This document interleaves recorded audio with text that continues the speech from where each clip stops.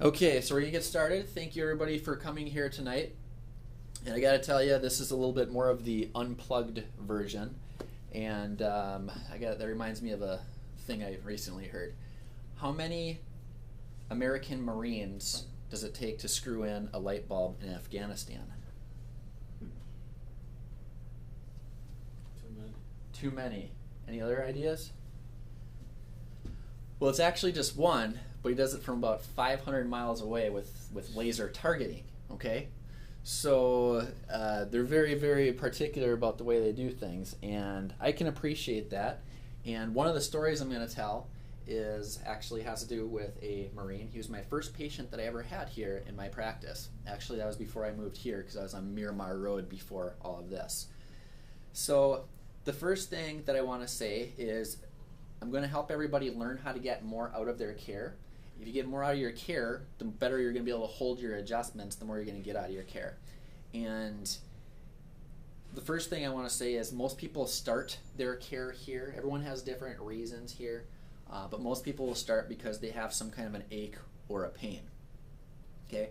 But there's more to chiropractic than that. Keep in mind your central nervous system controls 100% of your body function. Only 10% of the nerves. If we take my spine, here's our little model, and all the peripheral nerves, all the side nerves that come out of the spine, if you slice down there and you're looking at it like that, like a piece of pie, only a 10% slice of that pie is responsible for feeling pain. So the other 90% goes to the heart or to the lungs or to the kidneys or controlling some digestive function. All right? And it's kind of like you get a blender and you want these smoothies all the time. You want these fruit smoothies, but then you find the owner's manual and you realize that the blender can do all sorts of things. It can puree, it can chop, it can make baby food and all sorts of things. We haven't found that function for our baby yet, but who knows. If anyone knows of a good baby blender, let me know. Now there's not going to be a whole lot of group participation here tonight, but let's all do this one together, otherwise it won't work for anybody. And everyone can see this? Is that right? So when I say, let's all read it, but read it loudly enough so that you can hear your own voices. Larissa, can you help us out with this? Can you see this from there? Okay, can everybody see this? Let's go ahead. Finished files are the result of years of scientific study combined with the experience of many years of experts. Okay, now what I want you to do is don't say anything aloud, but I want you to read through it one time and count how many times you see the letter F. Read through it one time, don't say anything aloud. When you're done, just look down and then I'll know that you're done. Okay?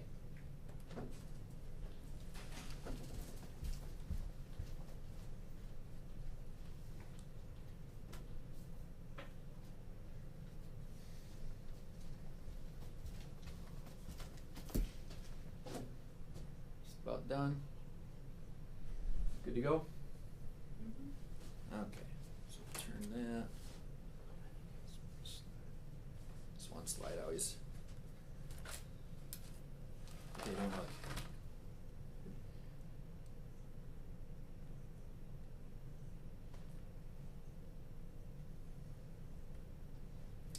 Okay, we're going by the honor system here, of course.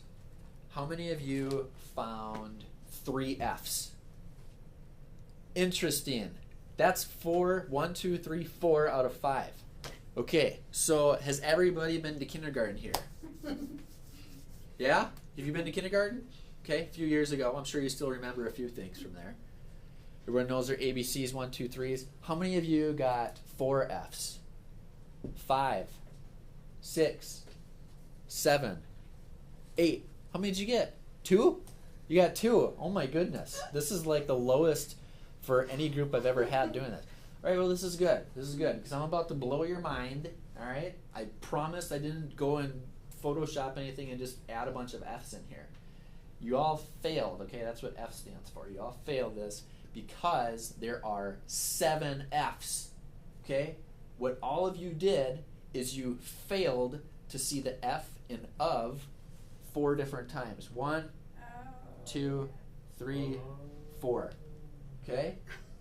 So why is that? Does anyone know why that is? No. Short word. It's a short word, and our eyes are sort of trained to skip over these basically meaningless words. Of doesn't really mean anything. And the first time that you read through it, you were saying it pretty loudly. Remember, you were saying it so that you could hear your own voices, and it sounded like v instead of f. So when you read it, you just kind of disregarded it. So now that everybody's all humbled and ready to learn, we got a clean chalkboard slate here. The reason that I do this is because I want you to know that we all make decisions every single day, every single minute, based on a certain fundamental paradigm or a concept of reality. See, I got a difficult job, actually, because the second that you guys leave here, you are surrounded by these messages that say, ask your doctor about XYZ medication. They didn't used to do that. Drug companies didn't used to market directly to the consumer. It was you go to the doctor, doctor's orders, you take it, and that's it. But now things are changing a little bit. A lot of times patients are more educated about their own condition than their medical doctor. Why? Because they're Google, they get all this information on the internet, and there's blogs, and there's new information all the time. And sometimes the doctors aren't on top of those things as much as they could be or should be. So thank you everybody for coming. I really think you got to know a little bit about a lot to make the wisest decisions for your health. And you know, your body, you are your own doctor basically, okay? If you cut your finger, you don't even have to think about it. It's going to heal on its own. You have amazing healing potential, every one of you. You go outside and it's hot, you sweat, and it's cold, you shiver. And the fact that you guys, you know, it wasn't too long ago that you were that big, and now you're this huge mass of, 5'8" worth plus of cells, and you didn't have to even think about it. That's what we're dealing with here in chiropractic, that power that controls all of your regulatory, healing, and adaptive functions 24 hours a day, 7 days a week. Okay, so this is more about than just pain relief. Now that I'm on a roll here, let's stick to the technology. All right, I wasn't planning on doing this, but let's see here. Now here's a quote by a smart guy, Einstein. He said that you cannot solve a problem with the same level of thinking that existed when it was created. So to change our life, we're going to change the way that we think about things. And we shift our focus. The best way to shift our focus is to ask ourselves some quality questions.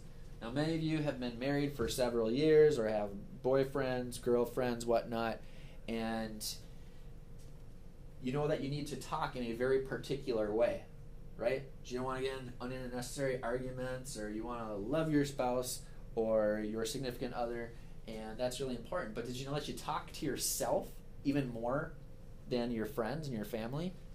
Think about it. You're talking to yourself right now. You're processing all the information that I'm giving you. Okay, with those paradigms that we talked about. You're listening to me right now based on a certain paradigm.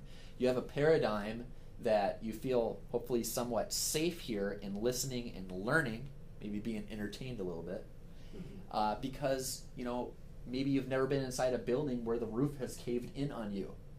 But let me tell you, if you were in Boston a week ago, your energies would be more towards maybe a fearful state still because of what happened. Okay, so it's that paradigm again. It's that concept. It's that fundamental idea of reality. And let's talk about that a little bit. So let's ask ourselves some questions. Would you rather be happy or just not sad? Would you rather be wealthy or just not poor? Would you rather be smart or just not dumb? Would you rather be healthy or just not sick? So it comes down to, I just turned off the lights, right? Let's pretend it was dark in here. I know there's some lights. How would I get rid of the darkness? Turn on the light. This is common sense, right? When we add something, we automatically delete or get rid of the bad. Okay? I have friends that are in the medical field God bless them, and they're doing a great job. It's just not medical care is not health care, it is sick care, and they're concerned with treating the darkness. They're not trying to add or magnify the light, and that's what we're trying to do here. I want to be very clear about that, okay? That's why when you're here, we try to get you as much information. The TV screen, these chiropractic magazines, me talking right now, it's all important, okay? It's so important that a few weeks ago, I redid this whole entire wall, okay? Remember how we talked about, do you want to be healthy or do you want to be happy or just not sad and everything? Let's think of some things that we do not want in life. Somebody fill in the blank here. Gee, if I could just decrease my... Stress, good one. All right? +5, +10, 0 right here, -5, -10. Stuff that we don't want in life, we're going to call that -10. Okay? So we'll throw stress all the way down here on this continuum. By the way, everything is a process. Hippocrates said that all living systems are either growing or dying. Okay? So we got stress all the way down there. What is the opposite of stress? But you got to have some stress. Some stress. I understand that. Yes, there's eustress, there's distress, and there's different ways of defining that. Absolutely, absolutely, I agree with that. I'm going with the definition of the body's physiological changes that take place due to like a chronic stress, that thing that always stays there. So what's the opposite of stress?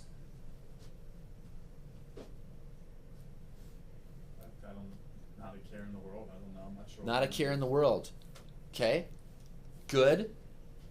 Euthymic. Wait a second. We're gonna not a care in the world. I'm saying that is right here. That's the absence of something. That's not the presence of something. Remember, we're talking about not just getting rid of darkness, not having darkness. See what I mean? Mm-hmm. I understand what you're saying, but how about peace or tranquility, calmness, those kind of things. And I know that you guys all like to do different things to go in this direction. Who knows? Maybe right now you're at +4 there. Maybe you're at -3 on the whole stress versus peace scale. But the point is, when you do those things that you like to do, you know, taking a walk on the beach on the weekend, or taking a nap on the weekend, or reading a book during the day, when you do those things, it doesn't matter where you're at, you're doing things to actively go in this direction. Make sense? Mm-hmm. Okay? What's another thing? Tax season, my accountant's right across the hall. So no one likes debt, D-E-B-T, okay? So all the way down here is debt. What's the opposite of debt? Well, we talked about that a little bit. Wealthy or just not poor. So let's say having wealth. Well, what do we do to create wealth? Okay, you budget, you save money, you might make investments, you do all those things, right? Because even if you're over here, doing those things will eventually get you over here. If you're already over here and you continue to do those things, they'll keep on going in this direction, right? But it's important if we're in debt, student loans, whatnot, to have a plan of getting here, but we also need to have the vision of going beyond that. Otherwise, we can, tread right there. Okay. So now let's tie this back. Now that we've talked about a couple of practical examples to our health. Okay. What don't we want? All the way down there rhymes with mickness. Sickness. Good one. All right. Sickness all the way down here, and have it here. But what will we put down here? Good. Bear with me, but I'm going to use the word function and adaptability. Okay, and the reason that I want to specifically use that instead of health right now is that most people think, not you, because you guys are all smart here, but most people think that health is the absence of something. In other words, I don't have a disease, or I don't feel pain, I don't feel bad, therefore I must be healthy. But we got to be careful about deciding our health based on our symptoms. For example, if we all went out today, that reminds me, I got egg salad in the refrigerator. If we all went to get egg salad for lunch, or potato salad, little did we know it was funky and it was sitting out for a while. We come back here for the class, and half of you are, wanting to throw up, right? And the others of us okay, the people that are having the symptomatic response there are actually the ones that are healthier than the other ones, okay? Let's just pretend that we eventually would have that response, but it's not for a couple of days later. Isn't it good to get that stuff out of your body, to have that symptom, to have that nauseous because you have those poisons inside of you? The other thing is, so sometimes symptoms are good like that. The other thing is, what do they say is the silent killer? It's like cardiovascular disease or heart disease or stroke, right? Or even cancer. But I think usually when they say the silent killer is heart disease.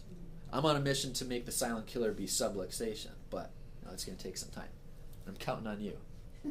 Okay, but heart disease, okay? A lot of times, what's the first symptom of heart disease? It could be, right? It could be a heart attack or extreme pain, chest pain, or even a stroke. It would be convenient in that case to have a little bit of a symptom beforehand. So symptoms are important. I don't want to use the word health quite yet because of the fact that it means, what it really means is normal function. Okay, so Dorland's Medical Dictionary and Webster's Dictionary say that it's 100% normal function of all parts of the body. But so it talks about function. Okay, where is it? It's not on here. Maybe I have to add that. But it talks about function, or it talks about the presence of something, not just having the absence of something. Okay, because that's almost like you're talking about stress. That's almost impossible to get to. Why focus on just eliminating or preventing stress? It's like you're driving down the road and you see water up there, but there's really no water. It's just hot out and it's a mirage, and you think it's water. It's not catchable. You can't get there. It's like having a hat with a stick and a carrot. You can't ever really totally get there. So why not aim for something else? Okay, the presence of that. The other thing I don't like about the word health, as the dictionary describes it, is they say that it is like a state to arrive at rather than the dynamic process that it is. Okay? For example, a couple of you have just gotten adjusted, and we know that that internal, inborn, intangible, yet undeniable force that controls all of your body's regulatory functions and adaptive and healing functions, we know that at least that part of you is going in this direction. But at the same time, who knows, maybe you had McDonald's and a bunch of soda or something for lunch. I have no idea. Okay? So if you did, there's things that are causing you to go that way. All right? There's things that are outside of our control even if we didn't make that decision, because there's polluted air, there's work situations and things. So it's a constant flux. Health is not a state to arrive at, as the dictionary describes. And the other thing is, it's sort of this optimal kind of Zen state of 100% normal function. Who knows anyone that has ever been there totally perfectly ever before? So for us to try to really associate with that is very difficult. It's like trying to describe chocolate to somebody that's never had chocolate before. And since you can't get there anyways, just like eliminating 100% stress in your life, why try to go for that? Because since you know that you're already going to fail and you can't, it's impossible to get there. Even though it's a good ideal, it kind of, I would think maybe there's some kind of a guilt thing that goes along with it. How can I ever get 100% normal, healthy if I, had a pizza last week?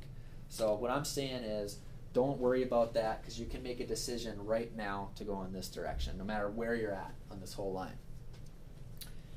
Okay, so I talked about sickness over here, and by the way, in our country, what happens if a person is very, very sick? Let's just say this whole continuum, if they're over here at -9, they have XYZ symptom or condition, what happens? Emergency situation, pick up the phone, dial what? 911, and they take the person to the ambulance and the hospital, and they're there, and they're getting, let's just say, XYZ treatment or medication or surgery for that condition. Okay? And so let's pretend that they're gradually going over here. But hold on a second, we know that they're not addressing the underlying cause, so there could be some side effects to these treatments.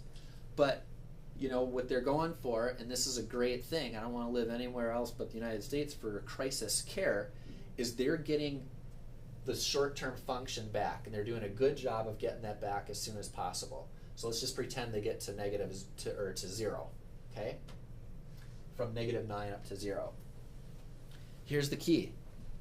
And no one's leaving here until they get this right. What happens if that person continues taking XYZ treatment or medication? Might get side effects. Might get side effects. There's just effects. Take off the side word, you know. You're putting chemicals into your body, right? So yeah, so there could be side effects, okay? If everything is a process, you're going this way or that way, can, under that definition, Regress. can medicine ever create health? Can it ever bring a person over here? I've heard people say, well, vaccinations and things like that. Well, there's effects to those things too, but they can never promote normal function. They can possibly prevent darkness or treat darkness, but they're never going to allow these forces, healing, adaptive, and regulatory forces, to go in this direction. Is this helpful so far, this visual aid? Good. Well, maybe in the short term they can't help you. Well, short term, exactly. It can help a person. Yeah. I understand that. But as far as creating health, let's say that you're in the hospital for a week and you get, you know, like a bacterial pneumonia, which happens a lot, and they give you an antibiotic for that, and now you don't have that bacteria anymore, and you're discharged, you give high five to the doctors, nurses, you're on your way. What happens if you continue taking that antibiotic? Is it going to make you healthier? No. Absolutely You not. get sick again. You get sick again. They used to take tonsils out of everybody. I know. That didn't. They thought that it was helping immune function. I really don't think there's any such thing as a vestigial organ, or a useless part of the human body. There might be parts that we haven't discovered the usefulness of it yet, but all that stuff is there for a reason. The central nervous system and the spinal column were developed at the exact same time. They're an interdependent. Remember that word, interdependent. We're going to talk about that later on. System where they need each other. Can you imagine being born without a skull protecting your brain? Not going to happen. Or a spinal column protecting your every single movement. Can't happen. Okay? Now, the beautiful thing about what I get to do is if a person is subluxated, and let's say they're at 0, or they're at +5, or they're at -4, if they have subluxation and they get that removed, which way are they going? To the left or to the right? The right. Especially if I've been able to prove it by taking a good post X-ray that shows a nice change. Depends on the skill of the chiropractor. Ha ha ha. I agree, absolutely. And that's another beautiful thing that I like about NUCA, is that we have that quality control. We actually do. Other chiropractors are getting great results, but we actually do the scientific formula, scientific method of checking to see if what we did in the first place worked, and then we have of course, the progress exams along the way to measure how we're doing. Okay.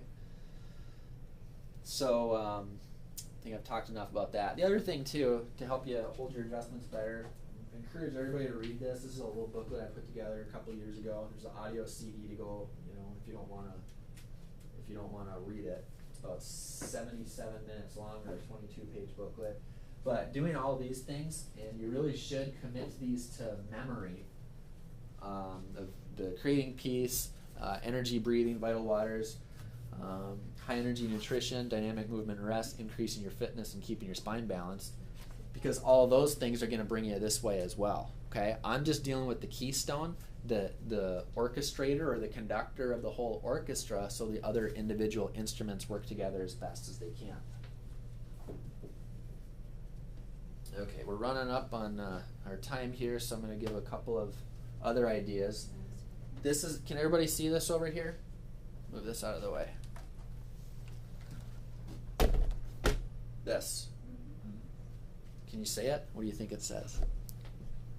Rest well. Yeah? That's the first part. And Tough for you to see, Mr. Jamas. George, can you see it? A little bit, yeah. Yeah? Rest well. Yeah, resilience. Resilience. Now, you already know that I don't like the word health because they say it's a state to arrive at, and it's an optimal condition that no one can ever really, really, really achieve. Most people think that wellness is take your calcium so that you don't become osteoporotic exercise so that you're not overweight, do these things so that you don't get the darkness or that you don't get this stuff. But doing a natural approach to prevent a medical condition is still, I believe, it's a pharmaceutical thing. Life is more about living than just not to die, right? So how about a better definition for wellness is being the stuff that you do to create health, all the stuff that we've talked about so far. But we can't be blind to the fact that there are stressors out there. There is the real world. Okay, so we actively want to be going over here. That's why we have the brown to pea green to brighter green. But we need to be resilient, R-E-S-E-N-S, increased resistance over here. We got to dig our heels in to anything that would have us go in this direction. Okay, and all the way down here it says destructive, physical, chemical, and mental/emotional forces. Remember, when those things become too many or too extreme, that's what's causing the blown fuse, the short circuit in this whole thing that we're talking about. And now the whole going in this direction becomes accelerated, okay? So we want to be resilient to those things. It's like we're playing offense and defense at the exact same time, okay? This is a concept. I know it's a silly word, but it is highly descriptive.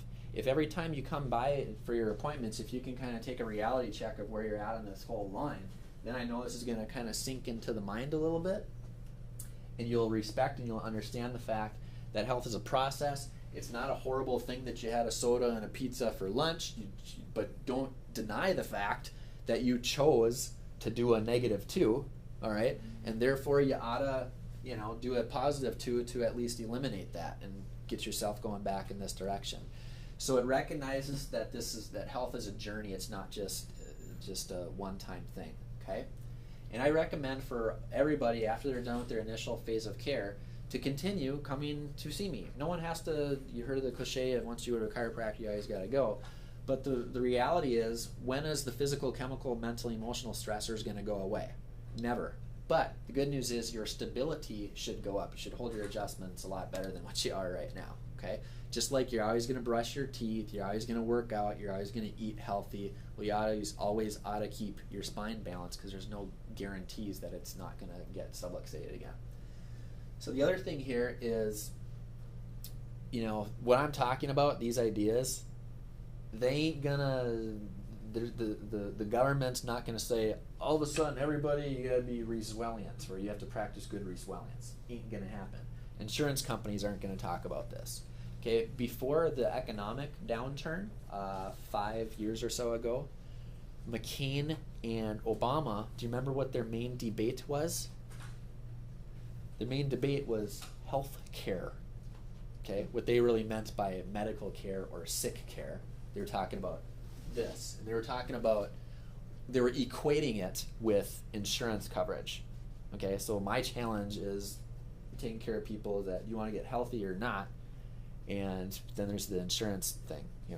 I'm not anti-insurance, we'll process it for people, but just again, understand that doesn't necessarily equal this. Okay? So the other part here is it's an individual thing. So Atlas Titan, remember, holding the world on his shoulders. So that's you as individuals. And of course we're dealing with that through upper cervical care. We're trying to do as little as possible. This right here is the little hinge that swings the big door. Trying to do as little as possible to get as big of a change in this direction as possible. Okay? Who remembers the word that starts with an I that I said that I was going to talk about at the end? Interdependence. Wonderful. Do you know what interdependence means? No. Well, your parents, when you were very small, you were 100% dependent on them, right? And they're trying to make you independent now. You take care of yourself and you do all these things you couldn't when you were a baby. Hopefully, when you get bigger, you will be interdependent and you will be kind of independent at the same time, but you'll also be able to help other people that are dependent, right? And to kind of see the bigger picture, okay? So interdependence. And what about this one? Who knows who John Wooden was? He used to coach UCLA basketball. Unbelievable. He once sunk 134 straight free throws over a 46-game stretch. He won 88 games in a row as a coach at UCLA, won the national title 10 out of 12 years. Unbelievable. He was a teacher as well, and he was an English teacher, and he graded on A, B, C, D, F scale like everybody else, but he wanted his students to get more out of that in terms of character development, so he developed this whole other kind of teaching. But what he said is that success is the peace of mind that comes from knowing that you have done your best to become the best that you are capable of becoming. You can't compare yourself to anybody else. Again, he said that success is the peace of mind that comes from knowing that you have done your best to become the best you are capable of becoming. Resilience is doing your best to go in this direction the best you can, okay? So he was sort of known for taking average talent. Yeah, he had some really good players, Bill Walton, I guess, and Kareem Abdul-Jabbar, and some other really good players. But he said that he could really take average players and relate them to the whole to make this kind of working animal to dominate the NCAA. So he saw the interdependence. And the other thing is, he was really known for purpose. He was on a mission for sure. And he lived to be 99 years old. He died a couple of years ago. Okay? So a very successful guy. Now here's my story, and this kind of relates to everything why I do what I do. Okay? And I thank you everybody for your attention so far. I think this is important. My first patient I ever had, his name was Fred King. Where is he? Up there. And it was a Friday back in 2005 in February. And I didn't have any patients. My first day was going to be on Monday. I was like, great, I don't have any patients. But Fred calls, and he says, I got your business card because I've got it from a friend. And I was just opening my office there, and I went, the MCAS there on Miramar Road. I took a wrong turn in there, and I was like, don't shoot. I took a wrong turn, and I gave my business card. My office was right down the road. But he calls me up. He says, I threw out my back wrestling around with some teenagers. He volunteered his time at the high school. Okay, so he didn't injure himself doing the military thing, which was interesting. But he was as close to anybody coming in like this, like crawling type of thing. And within a couple of days, he was walking around like a normal human being. And he committed to a care plan similar to what you have. But a few weeks into it, he calls up and he says, Mr. Petrick, he always called me Mr. like a drill sergeant. He says, Mr. Petrick, I need to stop. I said, why is that? I thought you were committed to this and everything. And he says, well, yeah, but I'm getting deployed now. I passed my physical. So I thought he was coming because of, he had the pain, he wanted to get in, just be and go back and life as usual. So that was that. And it's a couple years later, I'm getting all the files and things ready. We were in a retail, like a storefront, early in the morning, not like a business area like this. I'm getting the files ready, and I hear this at the front window. I was like, oh, jeez, I'm just trying to get ready, and we weren't even open for another 45 minutes, I think. It kept on pounding. So I grab my key, go to the door. I think it's still a little bit dark at the time. And I open it up, and didn't recognize this person. He had kind of longer hair, beard, hat, and he says, Mr. Petrick, and I knew it right away. It was him. This is 2 years after the fact. And I don't remember exactly what he said right away because my eyes were fixated on the two objects he had in his hands. And those two objects are in that little case right there on the left. He says, Mr. Petrick, just want you to let you know that if it weren't for you, I wouldn't have been able to go to Iraq for the past year and a half and sniff out bombs with my dogs. And I wrote this poem for my family and friends. It's a very touching poem. It's not a happy thing. But he also said he flew that flag for me while he was in Iraq. And so I'm like, this is like the coolest thing I'd ever received. But here's what I want you to know. Purpose. Interdependence. He came to me, I thought he came to me for low back pain. He came to me because he wanted to go to Iraq. He could have gotten out of it, I'm sure. He could have not been proactive, pay out of his own pocket, you know, go against the grain of TRICARE, which didn't pay for anything, and just, you know, not pass his physical and not go. But he did, because he was trying, he was all about the purpose. Okay? So all you have your own individual purposes, and it's not just pain or dizziness or whatnot. It is to get out of that, go in this direction, so that you know, fill in the blank, all the different roles that you play, you live all that stuff through your central nerve system. Yes or no? Yeah. Normal, if it's possible to get an absolutely perfect, normal functioning spine, that is the closest you can get to normal health, because you can do all your exercising, you know, eating healthy if you want. If you don't have optimal nerve supply going to your stomach, it's difficult to get the nutrients out and do what you need to do to go in this direction. So we got the purpose there and the interdependence. Does anybody have any questions? Good, good, good. So hopefully this helps to appreciate, add value to your care. I know it's a very simple thing that I'm doing. I'm just, you know, adjusting you, and I'm not adding anything, not taking anything away. But just understand that I take it very, very serious. This up here is the little hinge. I know that swings a big door. Okay, and of course, you know, you guys are going back out into society now. But if you guys know anyone that you think could benefit from being here, just let us know.